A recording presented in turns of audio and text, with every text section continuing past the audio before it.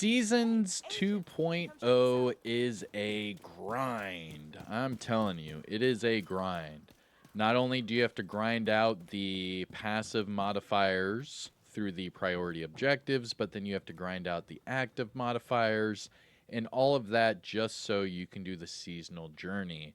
And I can gladly say that I am the only person in the entirety of the Division 2 to do this. Check it out.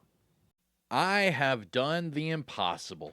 I have completed the seasonal journey on all platforms.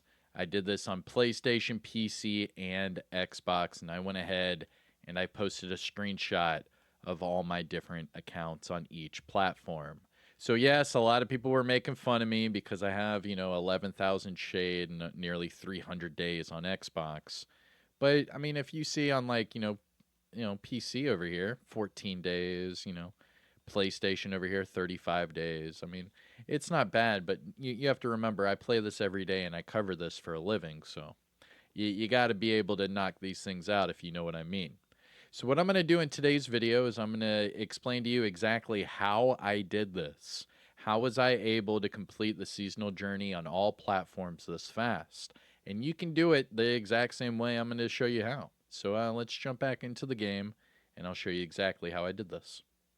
What's going on, YouTube? Kamikazevondoom here with another Division 2 video, so sit back, relax, grab that popcorn, don't forget to hit that like, subscribe if you haven't already, and let me know what you think in the comment section below. But that's right, I have completed the seasonal journey on all platforms, and I have a few new methods to do this in a faster way, so I hope you enjoy. All right, so let's just go ahead and go through the seasonal journey really quick. I'll explain how I did this, and then hopefully you can do the same in, a pretty fast manner. Now, the first 3 seasonal journeys are very easy. These are things that you can do within an hour. I mean, these are very, very fast.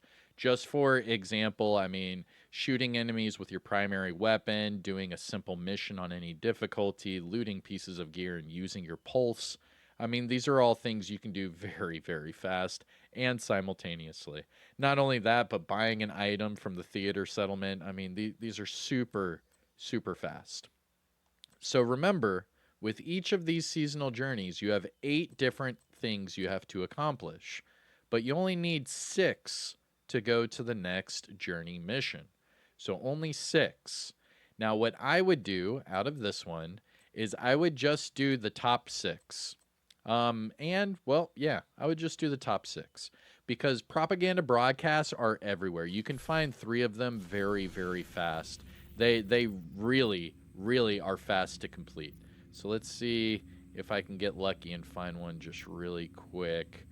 There's a propaganda broadcast right there. There's another one right there. So, I mean, there's 2 right there. And you would only need 3 to complete the seasonal journey. So you can knock that out just within a couple minutes. And then that way, you don't have to complete the other mission right here, Air and Space. So what I would do is I would start with Grand Washington, use your primary weapon, loot all the gear, and then use a scanner pulse. After that mission, jump over to the theater, buy an item, then take out the 3 propaganda broadcasts, and if you have not finished your pulse, you could run over to the firing range and use your pulse over and over and over and over. So that would be the fastest way to do this. So it'd be 1 mission, 3 propaganda broadcasts, you're good to go. The next one, you would not do the complete the 8 missions. So you would leave these 2 alone, and then you would just do the bottom. All right. So I do understand that this one is complete descent loops. You can just complete loop 1 over and over if it's too hard. But just complete 3 descent loops and you're good to go. You don't have to go to the Nemesis. You don't have to do anything special. All right. With that, it will give you a lot of items to deconstruct. Then you craft a few gear items. You will already have completed a few levels of your seasonal pass. So just claim your reward for that, because remember, you have to go into the seasonal pass and actually claim all of these. They don't automatically give them to you. Now, next up in journey mission number 2, you would have the complete public executions. Now, all of this will give you specialized gear and hire, so you'll have that completed as well. Now, the public executions, it's 5 of them, so it does take a little bit of time, but they're right here. I mean, look at this. There's 2 right here next to each other. I mean, you can knock these out fairly quick. You just have to, look, here's another one right there. There's 3, and then look, 4, 5, boom.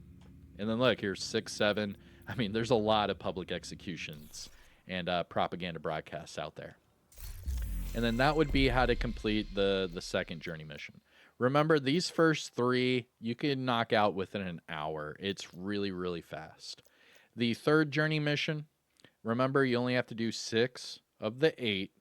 But this one, what I would do is automatically start donating resources to your control points. Get that one finished right away. Equip the same brand set. It's 4 items instead of 3, so I know it's weird, but just go to the base and you could do that easy. Craft 5 weapons is super fast, right? Now the next few, it's a little tricky here. So you do have to do a stronghold. What I would say is do DUA. That way you could do DUA on hard or challenging, get the veteran hostile headshots done. That's pretty simple. You could do that within the 1 stronghold. And then you could either do the 5 bounties or Roosevelt Island. For me personally, the 5 bounties were quicker, but I know there's a lot of people that can speedrun Roosevelt Island. Now the bounties, you could do them anywhere. It doesn't matter where. So, I mean, you could go to any part of these maps and just do 5 bounties. And some of them will be back to back to back to back. So if you do certain parts of the map and you have a few bounties, you can knock those out really fast. So I would go with the bounties instead of Roosevelt Island, and then you could do Roosevelt Island later. And then that is journey number 3. Now we're starting to get into the harder things, okay? So journey number 4, 5, 6, and 7 are a bit harder, and it has to do with modifiers for 5, 6, and 7. Journey mission 4 is where you receive your first active modifier. Now, just remember your active modifiers. If you go to your modifier menu here and activate it, the top one is going to be your active modifiers. Now, these 3 modifiers are only unlocked from the seasonal journey. Remember the passive modifiers here at the bottom. All of these passive modifiers have to be unlocked. They can only be unlocked through your priority objectives. So you do have to complete priority objectives. And you will have to do that through your seasonal journey as well. Now, speaking of which, we are on seasonal journey mission 4, which has to deal with priority objectives. Now, you have to do 10 of them. Remember, you can abort priority objectives and you can re-roll priority objectives, but I highly recommend you focus just purely on the ones that give you passive modifiers. It doesn't matter which passive modifiers it gives you. I would do 10 in a row. I would just hyper focus on doing the ones with passive modifiers and just collecting them all right then and there, because you will have to use them later on in your seasonal journey. Now with that, the other ones that I did, remember you have to do 6 of 8. I went ahead and did Capitol Building and Tidal Basin. Those were a lot of fun. And coincidentally, I was able to do the veterans at close range at the same time. So I did the veterans at close range, the priority objectives, Capitol Building, and Tidal Basin. The recalibrating items was super, super fast. And then I did the 5 control points in Woney. Now, with that, I was able to complete all 8, just coincidentally. But those are the ones that I went for. I did not focus on the cleaners or the elite hostiles at long range. For Journey Mission 5, you can actually see the 6 of 8 that I did because I still have yet to do the other 2. So I did the 5 floors of Summit. That's on hard or higher. The sticky bombs, you can do that at the firing range. Go to the firing range and you could just shoot 50 sticky bombs. Or just go outside in a combat area and shoot them into the sky. If you shoot sticky bombs into the sky, they will automatically disappear. Here, I can go ahead and show you that right here, right now. So sticky bomb, all right? So it's super easy to complete. All you do is you literally just walk outside and shoot it in the air, and then it'll give you a 3-second. So I just have to go outside this gate, and this is actually like a safe area. No hostiles are really going to come over here. And then you could just shoot it in the air, just like that. And then you can see it comes back every 3 seconds. Boom. And then that's it. So you do that 50 times, and that'll give you those sticky bombs. Now we're on journey mission 4. Or no, now we're on journey mission 5.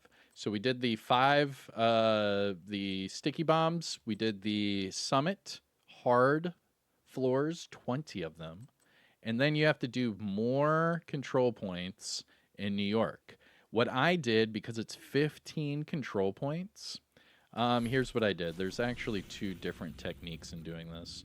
So seasonal journey 5, 6, and 7 are the hardest. It does continuously get harder, but I'm going to explain all of these. That way you know exactly how to knock these out.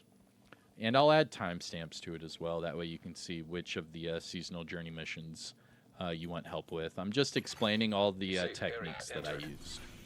So for this one, for Seasonal Journey 5, you have to do New York control points. I just did this one and this one over and over. So I did these 2. The reason being, Celebration Hotel, you can fast travel to the food bank and just run down the street to Celebration Hotel. Same with Wall Street. You could fast travel to Wall Street and just run over to Celebration Hotel. Super, super, super fast. Same logic applies with Waterfront. If you fast travel to the Liberty Island, you could just run right next to Waterfront, and it's really quick. So I did these 2, and then I clicked reset control points. I did that. So once you reset the control points, you could do them over and over and over. And remember, that's 15 control points. It does take a while. These last 3 are a real grind. However, doing the summit floors and doing the control points will give you the high-end loot items. So that's already a guarantee. You'll get those. The next 2 are a little bit tricky, and like I said, it's because of your priority objectives and getting your passive modifiers. So both of these require passive modifiers. So that means not only do you have to have your modifiers activated and enabled, you have to have these 2 specifically on your build while you're doing this. So drawback and pressure piston. What I did is I equipped them, let's see, so drawback right here, top left, and then pressure piston right underneath it. So you have to have both of those on your build. And what I did is I just did the beginning of Federal Emergency Bunker over and over and over and over. That's all I did. This mission up here in the top left, because what that has, depending on your difficulty, like I put it on, I think it was challenging, and I just ran through it over and over, just the beginning portion with the light up bricks. And because of that, you get your veterans and you get, let's see, your rushers, right? So let's go back to it. Seasonal mission 5. So you get your rushers and you get your veterans. Both of those are in Federal Emergency Bunker in that first little bit. So you can actually get about 10 of those each reset, get 10 of them each reset, and then you'll be done fairly quick. I like it a lot. Let's see here. So that finished Season Journey 5. So Seasonal Journey 6. Same logic applies here. You only need 6 of the 8. And I'm showing you the 6 because I still have not completed the other 2. So for New York missions on challenging or harder, I did Wall Street. Wall Street is your fastest New York mission. Out of all of them, Wall Street, you could probably speedrun the fastest. So I highly recommend doing that one and then just resetting over and over. Like I said, you're trying to do this as fast as possible. You're not trying to it's a grind. It's not supposed to be, entertaining. It's an actual grind. You have to earn this mask. And yeah, it's kind of crazy. For deconstructing high-end items, you're going to get the high-end items from the New York missions, so those go hand in hand. The gain shade levels goes in hand with that as well. So what I did is I added 3 or 4 directives to each of the missions. So I was getting around 75 to 100% more XP every mission. The hostels, the quicken and liability. So both of these you can do in Wall Street, and I highly recommend this. So Wall Street, you're doing it on challenging. You're going to have elites and you're going to have throwers, a lot of them. So have liability and quicken on your build, and you could knock that out all at the same time. So again, let's see, liability, that's top right, and then quicken is underneath it in the middle. So have both of those activated, and you can knock those out just by doing that mission. Now, Wall Street is actually a great mission to complete all of this because you're doing that now. Oh, except for optimizing the items. See, that's the part that I wanted to talk about. Optimizing items. A lot of people are getting really, really worked up about this. Let me show you a trick here. Here's a trick with optimizing items. So if you craft a few improvised gloves, I'm going to show you a trick, okay? Not a lot of people are going to show you this, and I might even make this into a little short just to show more people. But here's my optimizing trick, and this is what I just did on PC because I had no optimizing materials at all on PC. But I'll show you the trick. So first up, you have to have the materials to do this, okay? But this is just a quick way of showing you. So I crafted a whole bunch of just improvised items, yeah? You have to optimize items. Well, some of these will only require one material. So let me see if I can find it. So some of these will only require one material, and then you could just deconstruct it and craft another one, and that way you can save your optimizing materials. And I'll show you exactly what I mean here. It's going to take a second because I have to check each of these for optimizing requirements. Okay, so this one's very close. So you can see for the weapon damage in the bottom right of your screen, look at the requirements. 4 gloves, 1 shade, 2 fields. I mean, that's very, very low on the requirements, right? And if you can do that enough times, you're not using any materials, really. You're using bare minimum on the materials. And you can see for these other ones, I mean, 65 gloves. You know, it's just way too many. We're right here, 4, 2, 1, and 1. But that's not the one I wanted to show you. Some of these are all ones, and it'll blow your mind. But every once in a while, you'll find them. I mean, the one I just showed you was very low. Let's see if I can find another one really quick. That's why I crafted so many of these. Here's another one, 4, 2, 1, and 1. These requirements are so low that you'll be able to afford it. I mean, look at the other one just above it, 23, 11, 7, and 5. I mean, just finding these, because it only optimizes it a little bit, because it's at a point where it's so close to the next optimizing fee. So it makes it very, very low. And that's where you can capitalize on this because, I mean, look at these requirements, 53, 28, 17, and 11. I mean, that's way too expensive. But if you can, look at this one, 5, 3, 2, and 1, very low. Look at this one, 3, 2, 1, and 1. Those are very low. So you can find these items, and instead of wasting all of your optimizing materials, you could easily capitalize on some of these lower items that you're crafting. But all right, so that's my little trick with optimizing. I started doing that on a PC because my PC character did not have a lot of optimizing materials. But that is it for Seasonal Journey 6. Now let's finish up with Seasonal Journey 7, and then we're good to go. So this one can all be done in, Wall Street again. So what do I mean by that? Well, the Rikers at mid-range, you can do at Wall Street. The tanks at close range, you can do at the very end of Wall Street.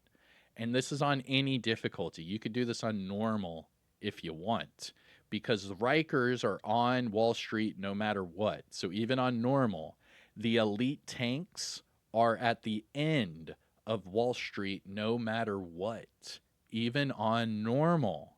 So remember, at Wall Street, the last boss is Dragov. Dragov has 2 tanks that are with him, You take them out, you're good to go. Now the elite or the destroy enemy gadgets. This one and countdown go hand in hand, okay? So first up, the Rikers and the tanks do at Wall Street. And then the destroy enemy gadgets and countdown you're both doing at countdown. So 2 different locations for 4 of these things to knock out. Fairly simple, right? So for the countdown, you're doing that on heroic. You can get the 10 objectives done within 4 runs of countdown, because every run of countdown you get 3. So 3, 6, 9, and then you get your 10th one on your 4th run. Pretty good, right? With that, you have to find one of the objectives in countdown to be shade crates. If it's shade crates, it has 2 different shade crates that are shooting out enemy gadgets.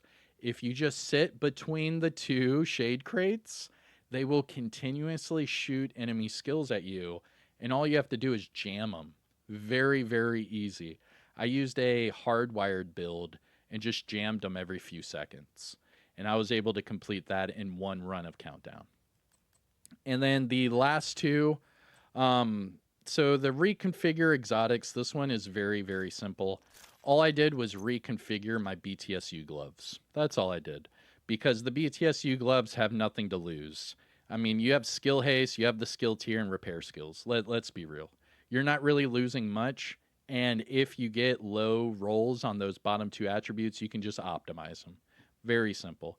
But all I did was I reconfigured my BTSU gloves 5 times, and that was it. So you come over here, and you go the other side to the crafting table, and then go to gloves all the way at the bottom, and then you can just reconfigure them right there. Boom, 5 times. Now remember, you do need 5 exotic components to complete that, and then you'll be done. Now the very last thing is kind of controversial. I know it's going to split the community, but the very last thing you have to do to get this mask is you have to complete the Nemesis. You have to take on the Nemesis in Descent. All right? Now, the easiest way to do that is solo. There are 2 different locations for Descent. One is at the castle settlement, and the other one is right outside of the base of ops. You can fast travel to both of them, but you will have to take on the Nemesis to get this mask. I'll show you some alternatives. Safe area detected. But here's the Descent sign right here, so you can fast travel over to the Descent, and you have to take on the Nemesis. Now, that is completing 4 loops and getting up to 100% for that Nemesis encounter.